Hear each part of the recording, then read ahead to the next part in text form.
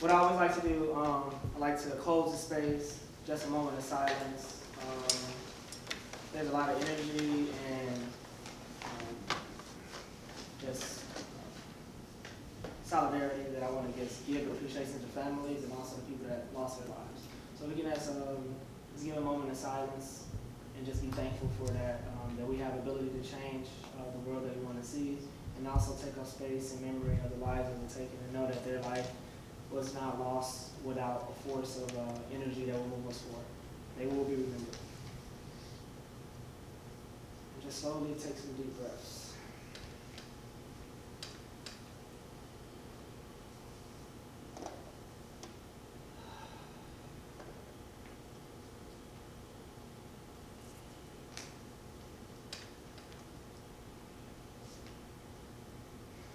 Yeah, I normally touch the ground.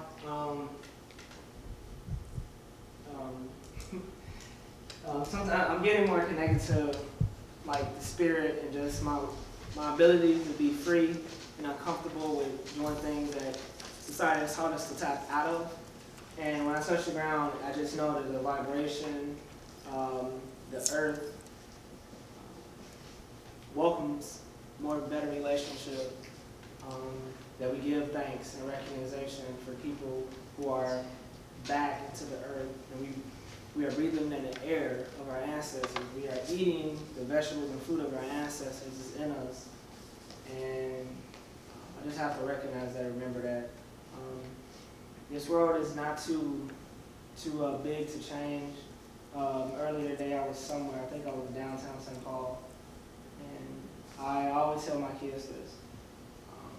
You're not you are marginalizing the system of white supremacy. However, you are not weak and powerless to create change. You are not without a mind and spirit to be brave, to be creative, to find creative ways to either to present things for people to change their ways, or to create barriers and new ways of creativity to uplift your community, things that are not present today. And every man in the day that I need to continue this work, and I need to be humble and thankful that I have this opportunity to show you guys. So there's a lot of things that was in this film. This probably I don't know how many times I've seen this film, and I felt a lot of energy and some level of anxiety, and I just wanted to do this work again. Just want you guys to be left. You guys go, and we go at our comfortable beds. There's people that are in hospital. There's people that are across the world. People that may have a loved one in prison, in jail. Someone may be in custody that may not deserve those charges. And we have a lot of work to do with our legal system. The 2020 race, presidential race, is coming up. I am beginning my work and just recognizing and speaking, having a voice into this, sharing my opinion. But we just honestly, when we're voting, if you do vote, if you don't vote, if whatever you support, we are in control, and I just don't want us to be on autopilot and allow systems to be put in place, because it's a broken system. And I just want my children and me to be filled with the liberties and spirit of the United States of America that I live in, and I'm not proud of some days, because I know it's hard for black people. And I don't need to say that out. Statistically, black people, I think, own 2.5% of wealth. And I'm not the statistician, so I can't break down the statistics off of memory, but it gets worse when you break down generations. And obviously proximity, opportunity brings people to want to do things. So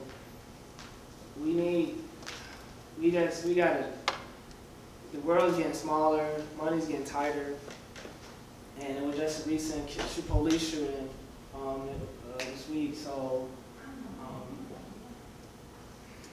people are angry out here. People have a lot of mental health issues. let's keep them up in our prayers. And if you can reach someone, reach someone. If you can teach someone, teach someone. If you can do something, do something. Don't wait on someone to die. Don't wait on someone to get elected. Be proactive.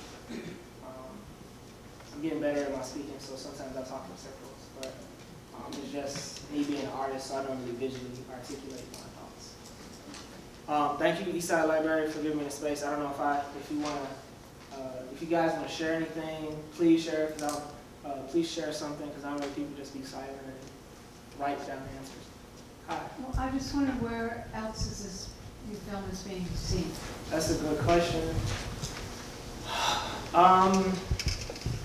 I have plans to show it, but it's conversations at Minnesota Historical Society. That got pushed all the way back to December. But that'll give me more time to prepare. On December 17th. This film is honestly what Black people talk about. So this is not really for, like, I would like to show it in Minneapolis. Black people are like, man, this is what I'm feeling, give them language. But honestly, I want to show it to different communities. Communities that they may need visual representation because the news is so effective. So I want to counterbalance it. I want this to be counter-argument. So I want to bring new communities in. So it's Minnesota Historical Society. To bring your film into? Yeah, if you guys have things. Community organizations? Absolutely. Or churches? Or? Absolutely. Churches, yes, please. What about in schools? I'm trying, and I don't even want to use the word try. I am. It just hasn't. I'm not. I guess when it happens, it happens. I'm reaching out to the High School of Recording Arts. I reached out to the St. Paul School District, Minneapolis. I'm working on because I don't live in Minneapolis.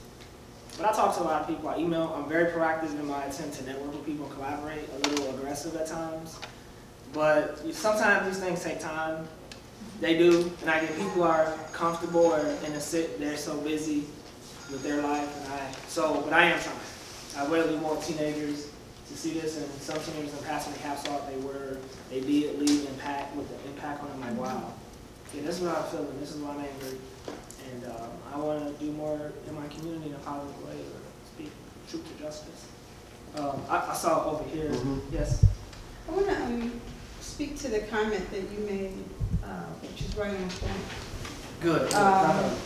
The work alone is traumatizing. Now, I'm a social activist artist, social commentary, however you wish to dub us. There's a percentile of us all around the country doing this kind of work, whether it be in film or writing or visually. So I'm visually talking about injustices local to global with my work.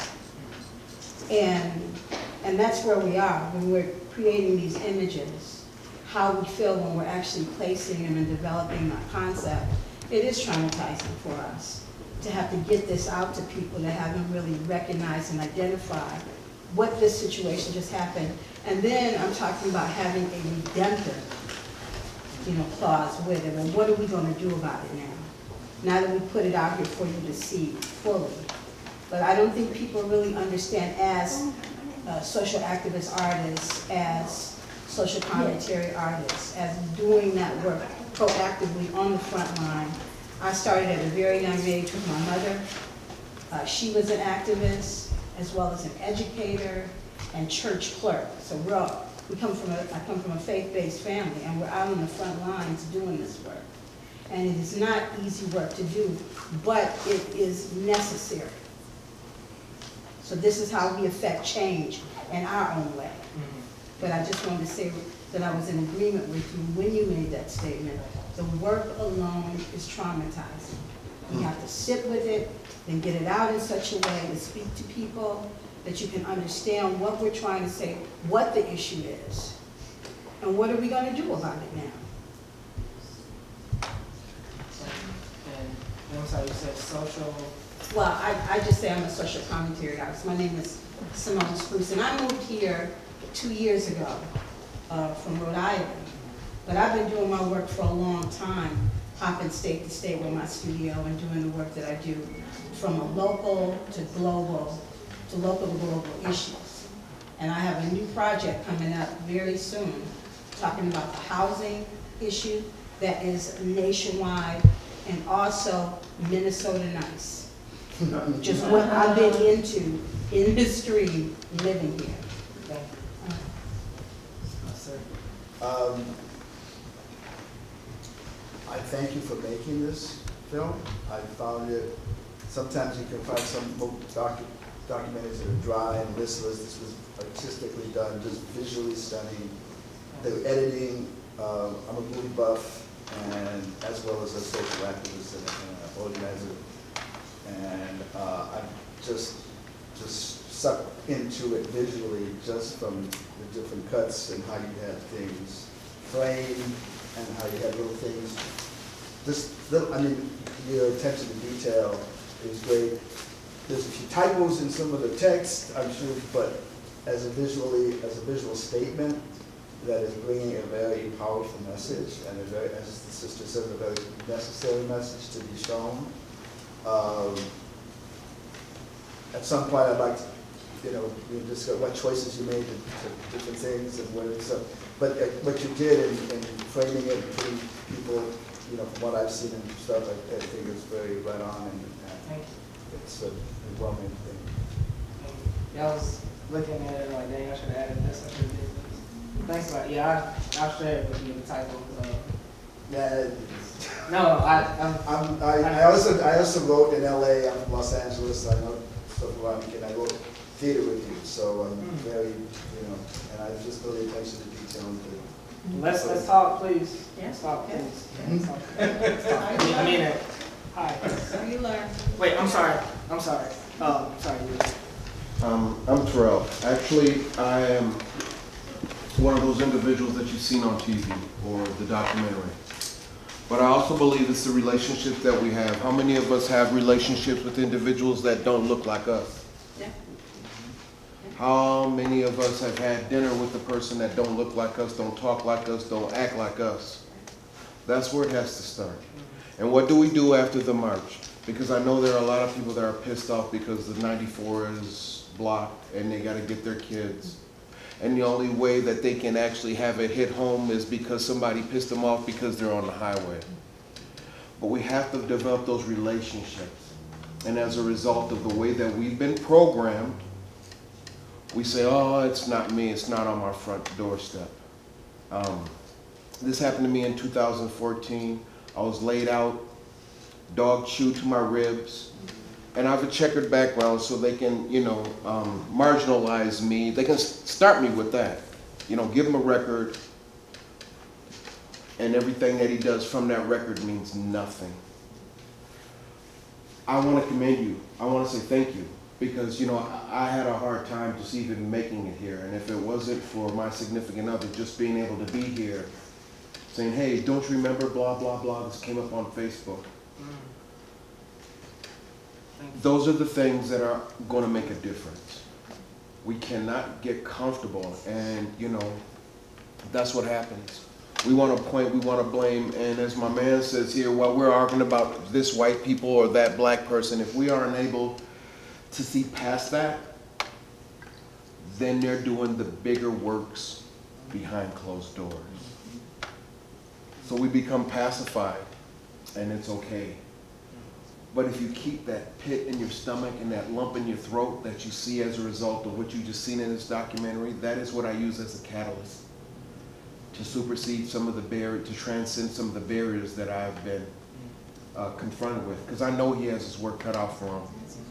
And we all do, hence the reason why we're here. So I just want to say thank you for this venue. I appreciate you.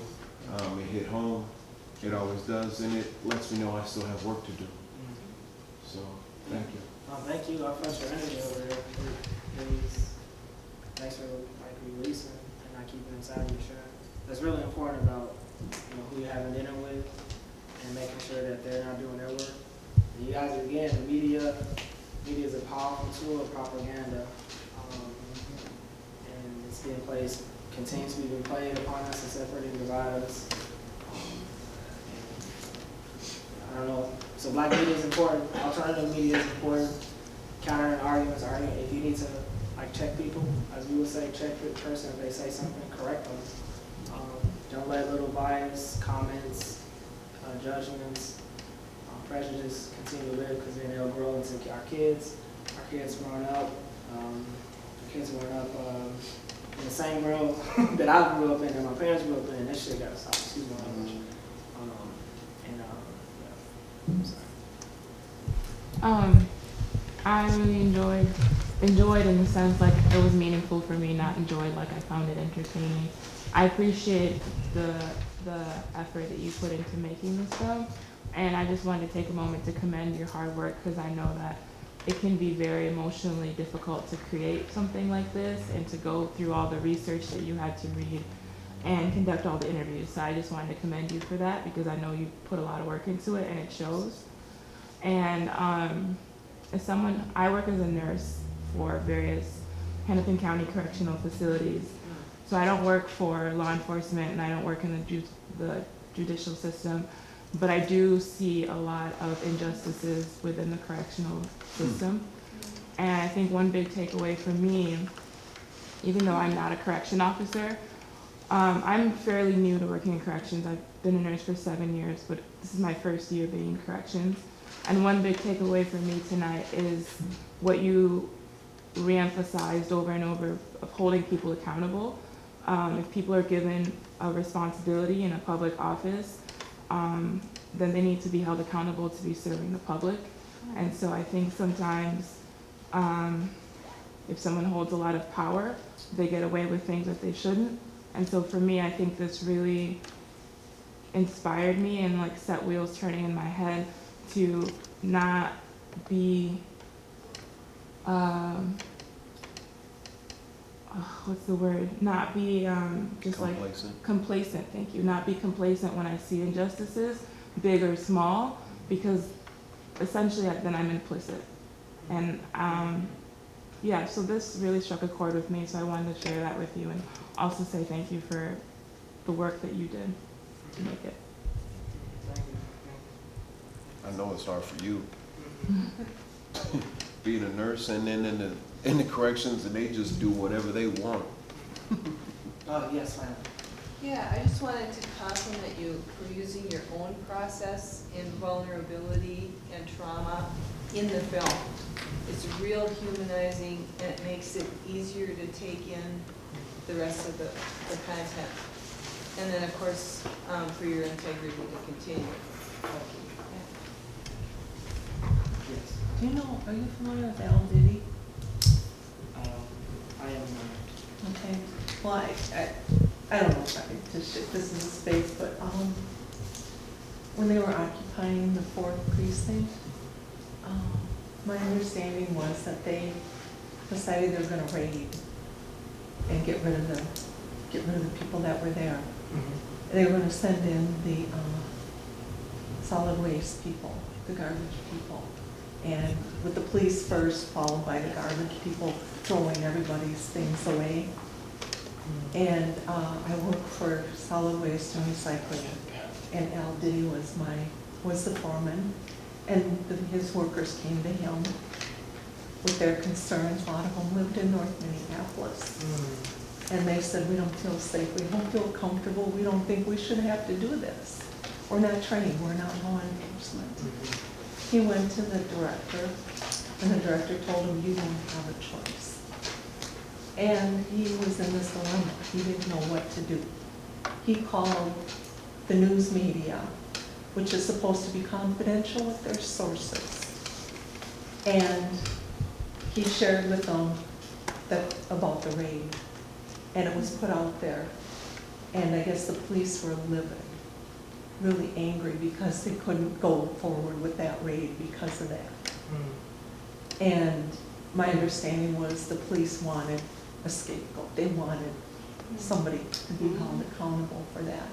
So my coworker, who was just, he employee of the year, he'd risen from the bottom up to being a supervisor, the head person, and was just a wonderful human being. They fired him. They fired him, and I guess it came from the top down. And he ended up committing suicide. And Alan Diddy, that's his name? Yeah. Jeez, that's a cool. And within 2 months, I was really upset. I ended up getting a brain infection.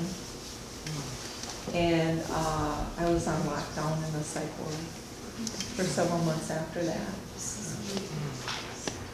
So I'm not saying, it's just that, it's just not, we're all impacted by it. You know, that's what I'm saying. And the reason I'm here is because I'm trying to heal from that. And they hauled me screaming and hauling in an ambulance. I was hauled screaming and shouting and off my insane in an ambulance. And I haven't been able to speak to anyone. Basically it was a shortcut to retirement. I could not go back there. I could not go back there, and I felt like I just couldn't work there anymore. I couldn't. I'm sorry you have to change your livelihood. I couldn't believe, here's a man that really stood up and did the right thing, and I just could not believe how that he was treated within that system. And he stood up. He really did the right thing. And whoever that, I don't know who the reporter was. A lot of this is secondhand for me because I haven't had contact. But whoever that reporter was, from what I understand, his previous position had been the PR person for the police department, the person that he contacted to report this.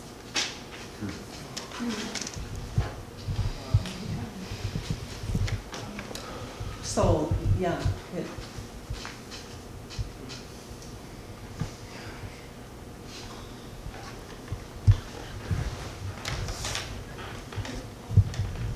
I just had two technical things. What was the name of the African-American attorney or judge that was interviewed in here? Her name was on the first, but not the second or third time around. That's a good point. Calandra. She ran for judge. She ran last year, I think. What's her last name? Reverend. Reverend. Okay. And then one of the references cited, I wanted to get it but too fast, had something to do with things you could do for men and children, African American children. Oh, just holding your politicians, elected politicians accountable. Talking to when our council, not our council members, but our state reps want to get re-elected. A lot of times they just come into the community or just reach out to your state rep, your senator, and ask them about what they're doing about new bills. California is passing a house about reworded how police can determine lethal use of lethal force. Now it has to be, it has to be necessary versus police if the threat is merely there to feel it. So it has to be more of it has to be necessary. They have to prove that it was necessary. So they just can't go from 1 to 100 like we've seen multiple times. But that's in California. But normally California is like a big state that sets a precedent. But it hasn't passed yet. But let's talk to them about that. There's a lot of bills that, obviously how Minnesota is, with the different governments, how it's set up. It's, it's not impossible, but just talk to them. Put their neck on the line. Do you have the list of the books that you recommended for, yeah, do you remember that? I do. Okay. I can, or if you want, you can, I can, whatever. they're not on my website. I can email it, but it's, I can take it afterwards. Okay, that's fine. All right, anyone else have a comment? Thank you guys. Thank you. Thank you very much. Philip, let me just say that, if any of you want to do something and think that using this space can be helpful to you, please, come and talk to Clarence and me about doing something here. And so Simone is going to do an art exhibit here later, and there are all kinds of things that can be done. So please speak to us. Philip, thank you very much. Yeah.